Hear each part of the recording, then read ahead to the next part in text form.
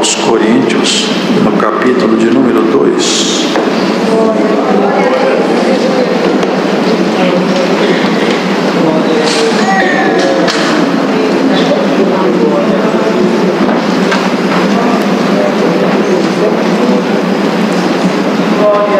Vamos à leitura com a ajuda de Deus e a guia do Espírito Santo.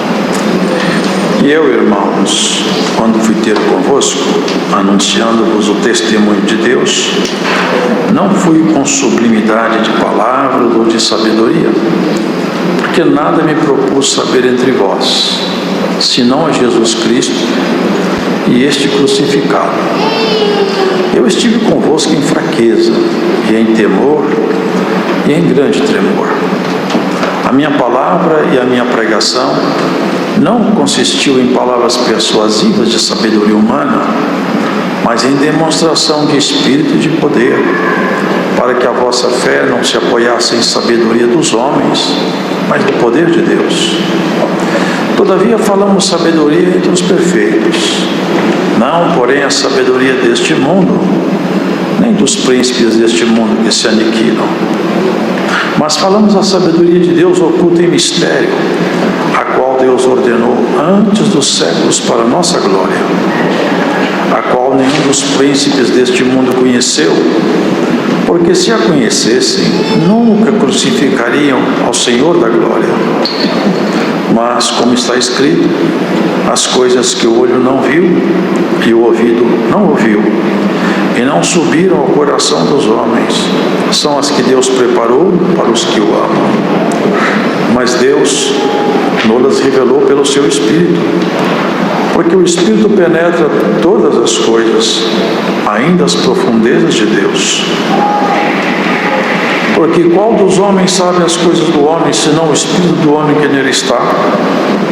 Assim também ninguém sabe as coisas de Deus, senão o Espírito de Deus. Mas nós não recebemos o Espírito do mundo, mas o Espírito que provém de Deus, para que pudéssemos conhecer o que nos é dado gratuitamente por Deus, as quais também falamos, não com palavras de sabedoria humana, mas com as que o Espírito Santo ensina, comparando as coisas espirituais com as espirituais. Ora, o homem natural não compreende as coisas do Espírito de Deus, porque lhe parecem loucura, e não pode entendê-las, porque elas se discernem espiritualmente. Mas o que é espiritual discerne bem tudo, e ele de ninguém é discernido. Porque quem conheceu a mente do Senhor para que possa instruí-lo? Mas nós temos a mente de Cristo. Amém.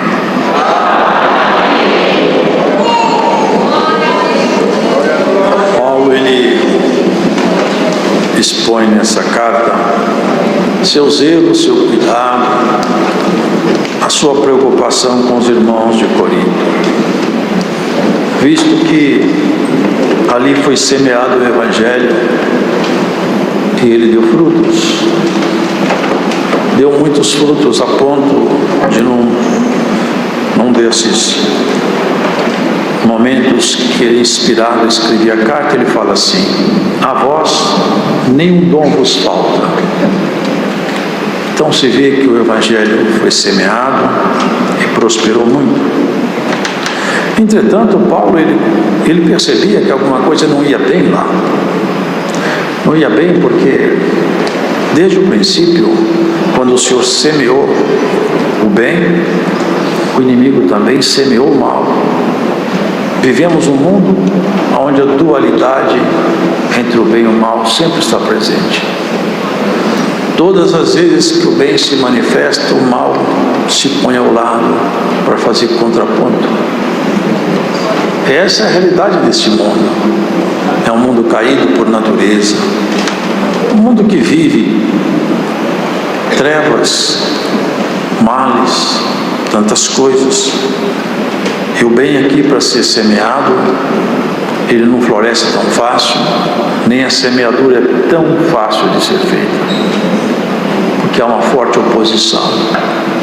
Isso porque o governo deste mundo, e eu não falo aqui de governo político, mas o governo global de todos os povos, de todas as nações, de todas as raças, de todas as etnias, por assim dizer. O governo global, quem tem na mão o governo final, lamentavelmente, não é um presidente, não é um grupo de dirigentes, não é. Quem tem o governo final, nesse plano caído, é o nosso inimigo. E no plano exaltado, claro, o nosso Deus é Senhor de tudo. E Ele vai assumir a autoridade dele no tempo oportuno. Mas até então, se vê o governo do mal aqui. Ele mesmo, quando foi tentar o Senhor, petulantemente, os irmãos se lembram, ele ofereceu a glória do mundo ao Senhor e disse: tudo isso é meu, porque a mim me foi dado e eu dou a quem quero. Se tu me adorares, basta que você se ajoelhe perante mim, eu te passo o controle de todo esse mundo, o sistema global de valores e todos os prazeres mundanos eu ponho na tua mão. Se vê que esse é o governo dele. Por isso mesmo que Corinto experimentava alguns problemas. Infiltrou-se lá alguns espíritos. E eles nunca se manifestam como espíritos infiltrados. O que é triste é que se manifesta como se fosse apenas posições humanas. Porque quando ele se infiltra em alguém, nas pessoas que ele conseguiu fazer um domínio, faz essas pessoas se tornarem exatamente um ponto de combate contra a luz, a palavra. E dentro de Corinto havia isso. É que alguns irmãos começaram então a se dividir. Eu sou de Paulo, eu sou de Apolo, eu sou de Pedro, eu sou de Cristo. Os irmãos conhecem bem isso.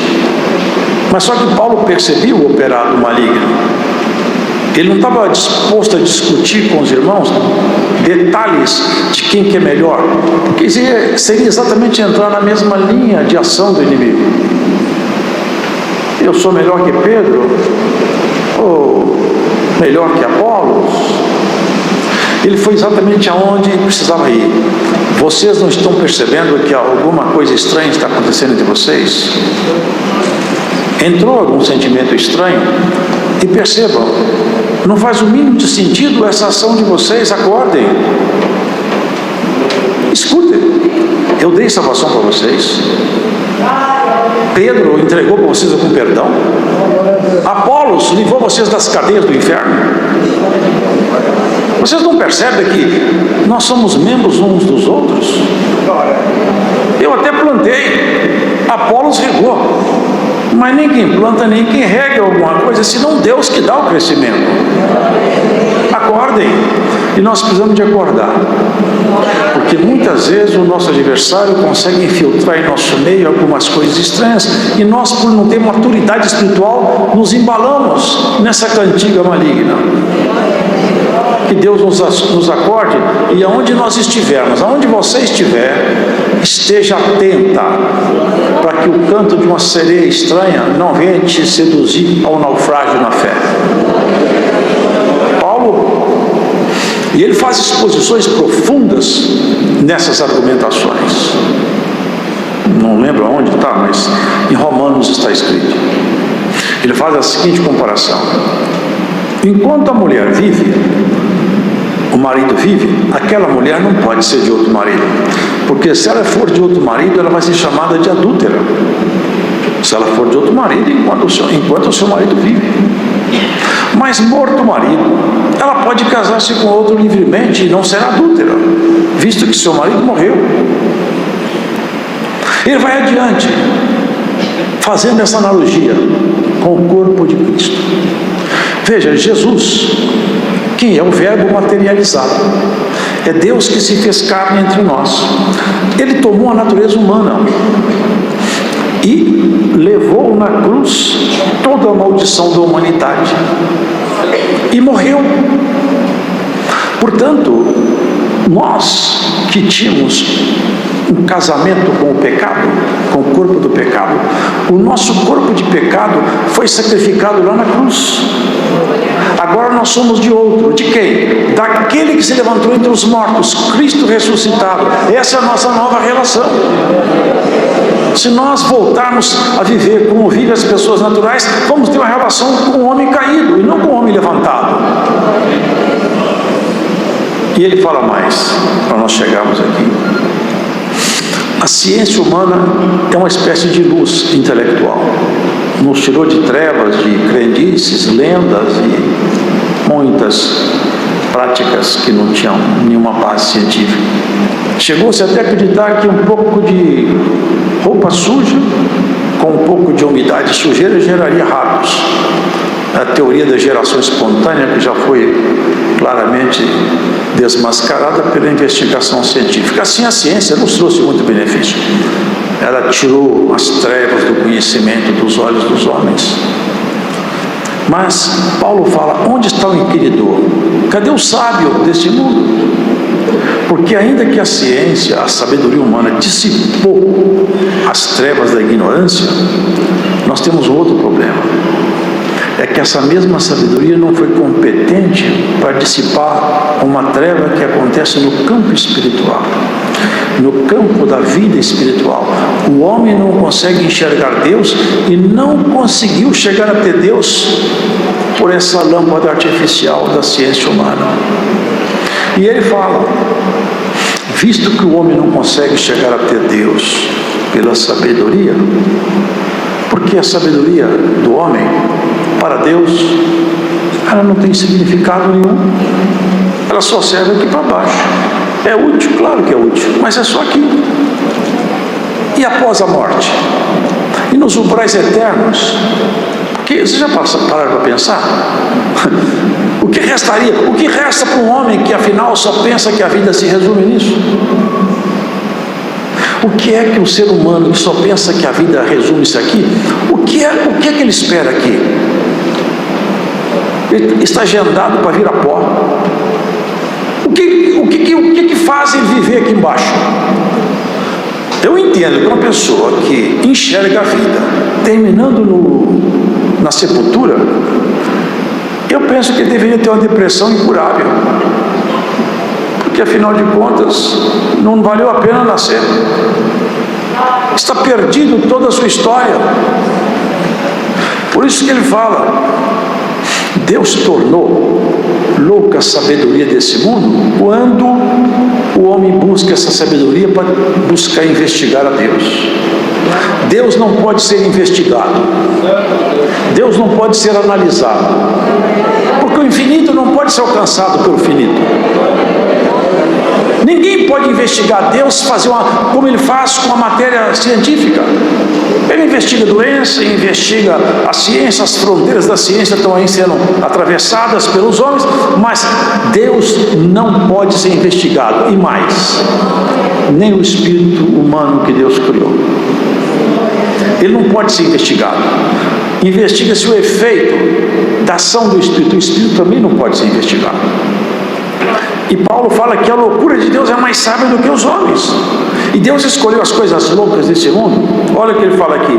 E as fracas para confundir as fortes. Vocês entendem? Que o caminho da graça, da salvação, é um caminho completamente distinto de tudo que o homem dá valor. E é muito simples demais. Não requer uma mente brilhante, não requer um sobrenome famoso, não requer um diploma na sua sala, não requer um corpo bonito, não requer uma força sobrenatural, não requer uma habilidade estranha. A única coisa que Deus pede do ser humano é isso: creia.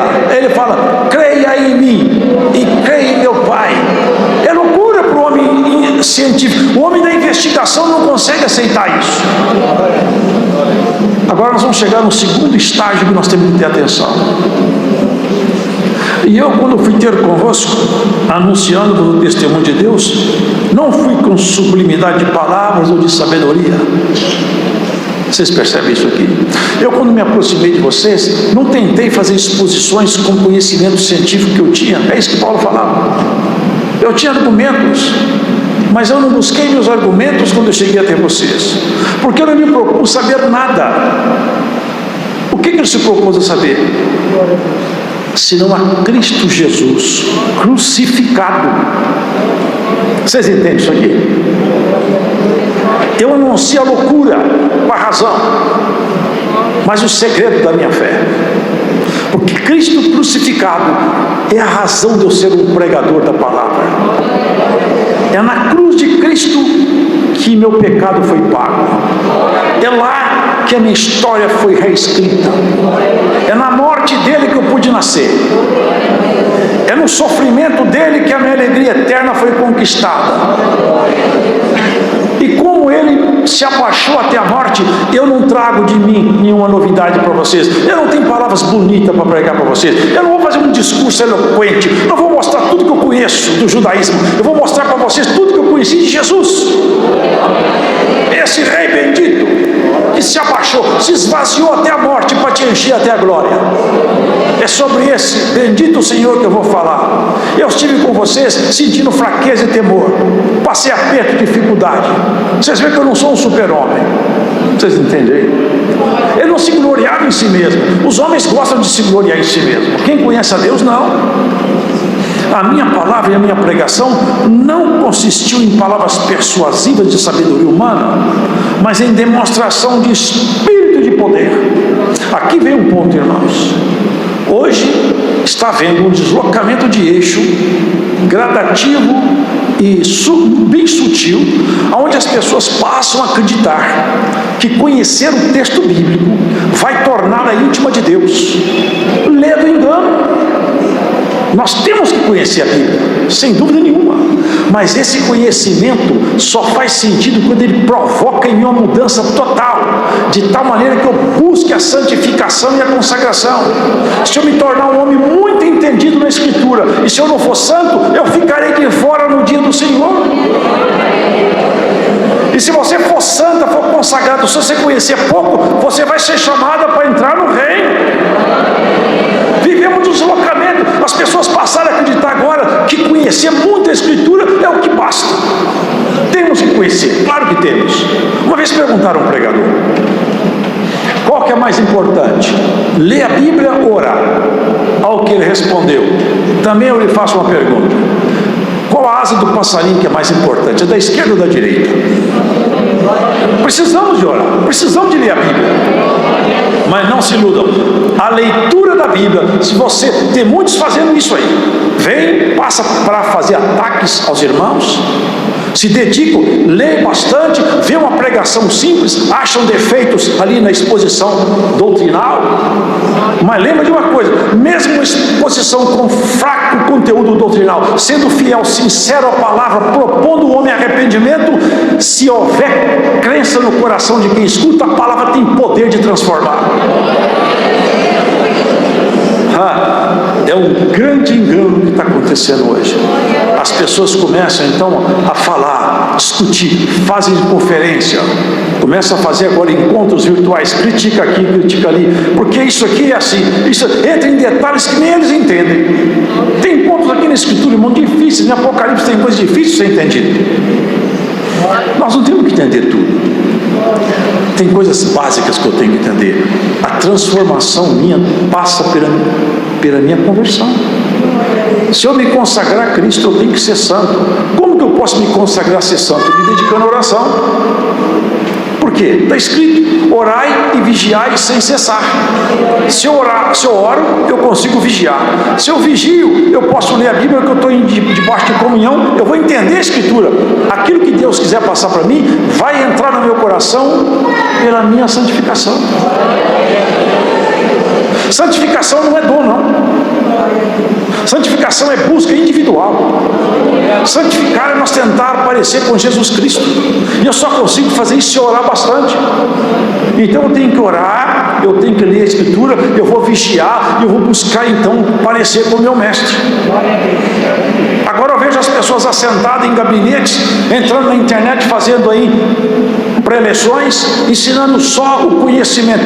Conhecimento isolado de santidade não te levará a lugar nenhum. Se a palavra para não transformar a estrutura do seu caráter, se ela não mexer no seu jeito de ser, se você não vê que você mudou, se alguma coisa em você não tiver uma mudança profunda, volta lá atrás. Porque o que está faltando não é leitura, é oração. Vamos firmar nisso. A oração é que dá condição de eu ler. Porque quando eu oro e leio a Bíblia pode passar para mim não como instrução intelectual, mas como uma mudança de vida. Porque para que a vossa fé não se apoiasse em sabedoria dos homens, mas no poder de Deus. Todavia falamos sabedoria entre os perfeitos, não porém a sabedoria desse mundo, nem dos príncipes desse mundo que se aniquilam, mas falamos da sabedoria de Deus oculta em mistério, a qual Deus ordenou antes dos séculos para a nossa glória, a qual nenhum dos príncipes desse mundo conheceu, porque se conhecessem, nunca crucificariam o Senhor da glória. Os príncipes desse mundo, ele incluiu todos os líderes religiosos, os líderes políticos, os líderes daquela época. Irmãos, vejam, Roma, tem até hoje o aqueduto de Roma, que funciona, é uma engenharia fabulosa. Agora, nenhum deles aceitou Jesus, nem os saduceus, nem os fariseus, nem os príncipes, nenhum deles. Por quê? É isso que Paulo fala. Nós temos que olhar para Jesus como o nosso remitor, aquele que transforma o meu ser. Eu não tenho que ter uma mente iluminada sobre a visão intelectual, eu tenho que ter a mente iluminada sobre a visão espiritual, transformado pela palavra de Deus. As coisas que o olho não viu e o ouvido não ouviu, vocês percebem isso aqui? O que o senhor está dizendo? É que Deus reserva para nós o que Ele reserva, ninguém nunca viu. Aqui alguém fala, eu vejo aqui o céu está aqui, em Apocalipse, as ruas são de ouro. Vocês acham que isso aqui é retrato do céu? Isso é uma metáfora. Metáfora. Vai ter céu, vai ter ouro no céu, vai carregar metal lá para a glória? É uma metáfora. Olho nunca viu, ouvido nunca ouviu. Paulo foi só no terceiro céu, você sabe o que aconteceu com ele. Foi preciso ele ser esbofeteado pelo inimigo para ele não ficar soberbo. Ninguém nunca viu o que Deus preparou para nós. Por isso que a glória que nos espera é acima de toda a expectativa humana. Por isso que essa batalha é travada fora dos campos da razão humana. Quanto mais nós formos santificados, quanto mais nós estivermos dedicados a servir a Deus, tanto mais nós vamos gostar de Deus. O amor por Deus nasce de oração. Oração não é só, como alguns pensam, vou orar, vou adorar a Deus. Não, a oração é intercessão, é adoração. Alguém pode interceder por outro? Pode. Paulo falava, orai por mim em vossas orações, combatei por mim em vossas orações. Orai uns pelos outros, para que vos sejam perdoados os pecados. Orai. Deus falou para Jó, se você não orar para os seus amigos, eu não perdoo eles. A oração é intercessão, é batalha. É uma forma de nós entrarmos dentro dos ambientes da comunhão celestial. Deus sabe tudo, Ele sabe tudo, e nós temos que bater na porta. Peça e dar-se-vos-á. Bata e abrir-se-vos-á. Nós temos que aprender o caminho da oração. A oração torna o homem mais humilde. Ele pede uma vez, 2, 3, 4, 5, 6, 7, não para de pedir. E Deus quebrando o coração. Paulo está abrindo a compreensão. Não tente enxergar a vida espiritual debaixo de uma razão, debaixo de uma visão. Eu mesmo não expus Cristo para vocês desse jeito. Eu vim com poder e demonstração do Espírito. O Espírito Santo em mim não era um discurso filosófico. Quando eu falava de Jesus Cristo, o poder dele estava na minha boca. Agora eles ensinam por aí que não existe mais dons. Eu já vi teólogo que falou comigo, os dons acabaram. Não, o que acabou, sabe o quê? Foi a revelação nas igrejas, porque criaram teorias humanas, expulsaram a revelação da igreja. Glórias a Jesus. A revelação de Deus está entre nós. Os dons de Deus estão aqui. Aqui cego passa a ver, paralítico anda, demônio é expulso. Tem dom de língua, tem interpretação de língua. Aqui os dons de Deus não cessaram. Se você escuta por aí que os dons acabaram, aonde você estiver ouvindo essa pregação, saiba, os dons estão pulsantes no peito desse povo. Glórias a Jesus. E esse dom vai te achar onde você estiver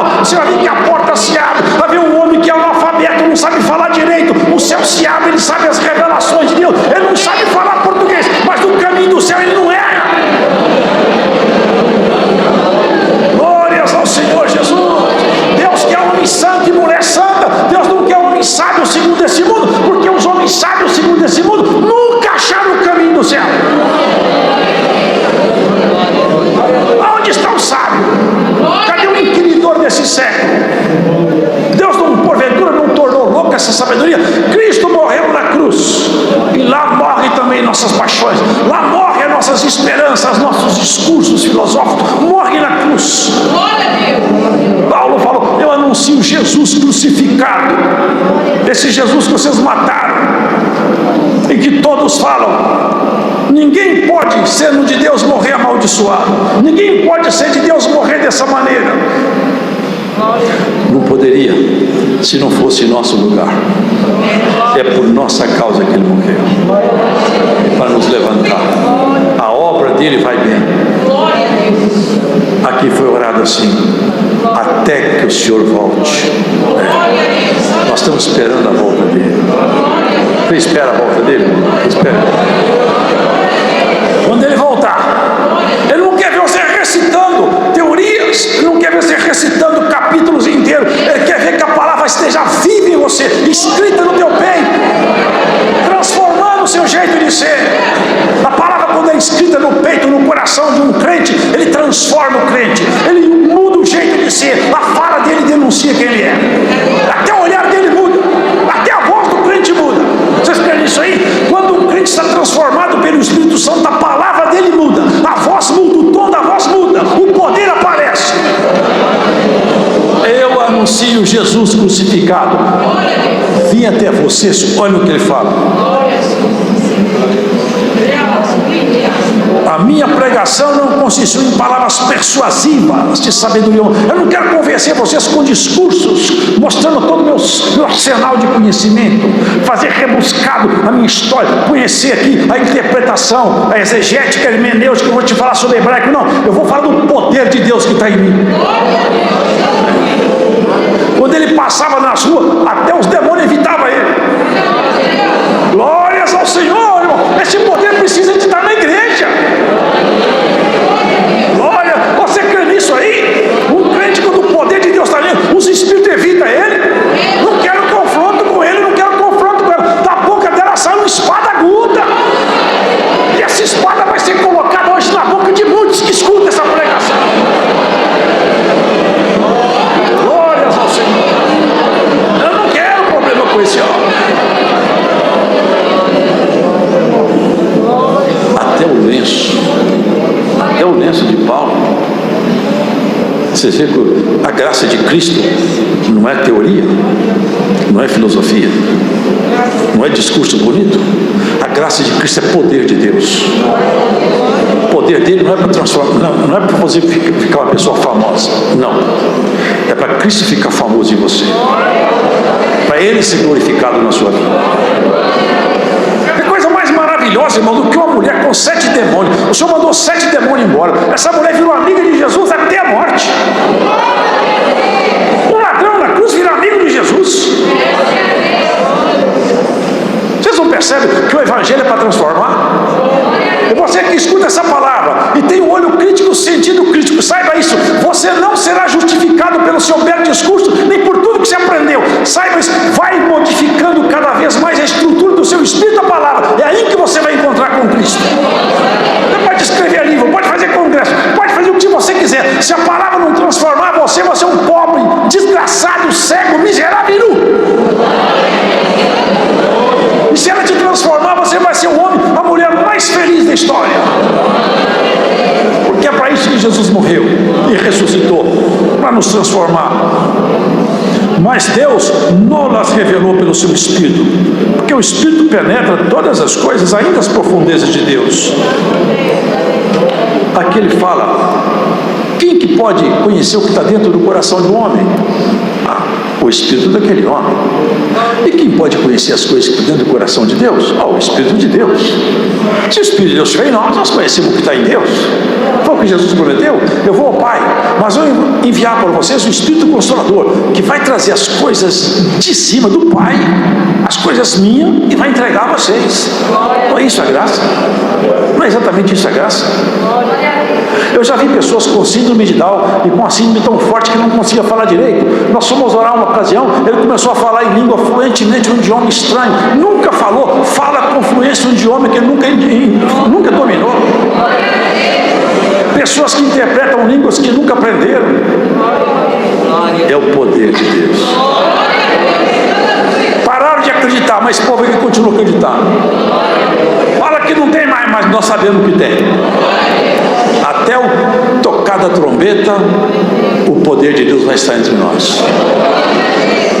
Com isso nós deixamos bem claro, não que nós não devamos ler, pelo contrário, temos que ler a Bíblia, mas a ordem é essa: ora, depois lê. Ora e lê, para que você não seja apenas um leitor distraído, mas um leitor transformado pela prévia oração. Abra meu entendimento, Senhor. Abra meu... Aquele centurião orava em jejum e oração. Vocês lembram? Ele perguntava: como é que eu faço para te agradar? Eu gostaria tanto de te agradar. O anjo foi falar com ele: olha, você alcançou um favor do Senhor, e alguém vai te ensinar a agradar a Deus. Você vai conquistar um jeito, vai receber informações de como chegar até o Senhor. E poderia, você, o anjo não sabia? Se eu não posso, porque para esses assuntos aí de baixo já tem uns ministros colocados, eu mesmo não posso falar. Mas vai até a casa de Pedro. Quem que era Pedro? Pescador da Galileia. E como que o mundo divino é diferente, né? Pedro não virou professor, hein? Ele sempre continuou pescador, mas pescava a alma pela palavra de Deus na sua boca. Deus não transforma a pessoa para ficar sofisticada, não, mas transforma a pessoa para parecer com Jesus Cristo, nosso Senhor, no jeito de olhar, de tratar, de comprar, de vender, de viver em casa, em família. É uma transformação bonita demais. O homem natural não entende nada. Olha quantas irmãs estão aqui, quantos são simplesinhos. Alguns com chinelinho tão desgastados, a roupinha tão castigada.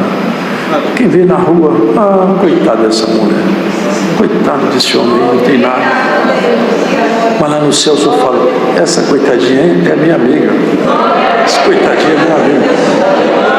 De madrugada eu converso com ele, eu falo: é uma surpresa, irmão, há uma surpresa. Naquele dia vai ter uma surpresa tão grande. Homens que se acharam tão importantes, mulheres que se sentiam tão cheias de si, nos cantos, nos andrajos, tremendo de medo, e olhar para aqueles que hoje não têm valor nenhum, vestido de glória, parecido com o Senhor. Mas como que pode tanto aquela mulher ficar assim desse jeito? Como que transformou tanto assim? Agora se parece com o seu Senhor. Perdoa falar isso aqui, mas é texto bíblico. E eles: você vai se parecer com o seu Senhor também. Esses vão para a glória, vocês vão para um lugar onde o fogo não apaga e o bicho não morre. Cada um faz sua escolha. Você pode não ter aparência, você pode ser feinho, você pode ter um corpo feio, uma conta bancária totalmente deficiente, ou tem uns que nem tem conta bancária, você não tem nem bicicleta, mas lá em cima seu nome é falado com frequência. Isso é que importa. Deus não se deixa impressionar pela aparência de ninguém. Aquele centurião foi lá aprender com o pescador da Galileia, e o pescador foi lá e nem sabia o que ia fazer, porque a glória não está na mão do pescador nem do centurião, está na mão do Senhor. O centurião chegou: Pedro, o que eu vou fazer? Nós queremos ouvir toda a palavra que tiver na sua boca. Ele abriu, e daí para frente o Espírito Santo pôs a palavra. Esse é o poder que Paulo fala: vinha ter vocês com poder. Ele começou a pregar, de repente o céu se abriu e o Espírito de Deus tomou aquele povo. Começaram a falar línguas. Que coisa maravilhosa. Ele disse: agora o que nós temos que fazer? Tem que batizar. Mas Pedro, mas diz: eu não posso batizar vocês são gentios, como é que eu faço? Mas o Espírito Santo já está neles. E eu posso negar água para quem Deus não negou o Espírito? Eu tenho que batizar esse povo. Batizou todo mundo. Chegou lá os discípulos: o que você fez, Pedro? Batizando gentio, no meio de gentio. Eu tinha uma visão. Eu vi um lençol, e esse lençol tinha animais imundos, e o Senhor falou: come. Eu falei: não, eu não posso comer coisa imunda. Eu falei: não faça para o imundo aquilo que Deus purificou. Eu preguei a palavra e o Espírito de Deus tomou aquele povo. Do jeito que tomou a gente, não fez diferença nenhuma. O Espírito Santo é o mesmo, do mesmo jeito, a mesma obra, o mesmo sinal, a mesma virtude. É tudo igual. Se é tudo igual, então é Deus que está nesse negócio, Pedro. A graça chegou para os gentios. Que coisa maravilhosa. Antes da graça ir embora da terra, nós vamos embora com ela. A arca vai levantar e nós vamos estar juntos. É isso que nós queremos. Nós não vamos perder nossa jornada, não. Irmão, irmã, você não vai perder sua jornada. Tem dia que está difícil demais. Tem dia que a boca amarga. Tem dia que a guerra se levanta muito forte. Mas Deus esconde um dia bom atrás do dia mau. Sabia isso? Você não ficar toda vez chorando. Deus esconde um dia alegre atrás de um dia triste. E você que escuta essa pregação hoje, guarda isso. Deus te revela um dia alegre atrás desses dias tristes que você vem atravessando. É isso que Ele vai fazendo. Ele tempera o dia alegre com o dia triste. Muito você tem chorado, mas você vai sorrir também. Porque Deus não permitirá. Sabe o que está escrito em Salmos? Não permita que o cetro da impiedade permaneça sobre a sorte do justo. E Deus não permitirá que o cetro da impiedade permaneça sobre a sua sorte. Que o cetro seja quebrado pelas mãos dessa palavra na congregação do Bravo. Em nome do Senhor Jesus. Vá em paz para a sua casa. Contente por saber que seu nome está lá em cima. Nas reuniões solenes, seu nome é lembrado. Isso é coisa maravilhosa. Daria para falar mais, mas o tempo passou. Mais uma coisa nós podemos ter certeza. Paulo deixou bem claro. Eu não vim até vocês com um discurso ensaiado. Não vim até vocês. Eu não quero mostrar para vocês conhecimento. Não quero mostrar para vocês uma ciência que eu tenho. Eu quero mostrar para vocês meu Jesus crucificado. Que isso aí fique na sua memória. Sabe o que o Senhor falou? Tome a tua cruz também. Venha após mim e me siga. Pegue a sua cruz e siga o Senhor. Aquela que ele subiu lá era a cruz dos malditos. Essa você não vai subir. Vocês lembram quando houve juízo que Pilatos tentou livrar o Senhor? Ele percebia: esse homem não tem pecado. O olhar, a fala, o semblante, o jeito dele agir perturbou Pilatos. Ele percebeu: não há mancha nesse homem. Esse homem é justo, não tem jeito, não vejo nada que recrimine esse homem. Esse é ciúme puro. Eles querem matar esse homem por ciúme. E a mulher teve uma revelação ainda de noite. Ele tentou livrá-lo, saiu com essa: é tempo de festa, eu posso soltar um prisioneiro. Vamos soltar Jesus? Não! Por quê? Ele se fez rei. E quem é rei, inimigo de César. Mas eu não vejo culpa nesse homem. Mas não pode. Então me traga uma bacia de água. Ele lavou as mãos perante todo mundo. Eu lavo minhas mãos perante esse povo. Eu não vejo culpa nesse homem. Então, eu não quero ter parte no sangue desse justo. Então, que seu sangue caia sobre nossa cabeça. Você já sabe tudo isso aí. A quem eu solto? Olha o que gritaram lá de baixo. Solte a Barrabás. Barrabás era um homem que tinha feito uma revolução, matado. Ele tinha feito uma desordem feia. Trocaram Jesus por Barrabás. Olha que troca que foi feita. Mas eu já estive pensando nisso também. Uma vez alguém comentou comigo isso. E eu acho que é real. Não foi isso que ele fez conosco? Quem tinha que ir para a maldição era nós. Aquele dia, Jesus foi trocado por Barrabás. E na verdade, nós todos fomos como que Barrabás. No lugar de nós irmos para a maldição, Jesus foi em nosso lugar. Tomou o nosso lugar na maldição. Se Barrabás muitas vezes deve ter perguntado: quem é esse Jesus que me salvou? Nós não perguntamos, nós falamos: eu sei quem é esse Jesus que me salvou. A condenação era só minha, mas ele foi lá no meu lugar. Bendito seja esse Jesus, bendito seja esse Jesus que me salvou. Essa é a palavra. Deus seja louvado.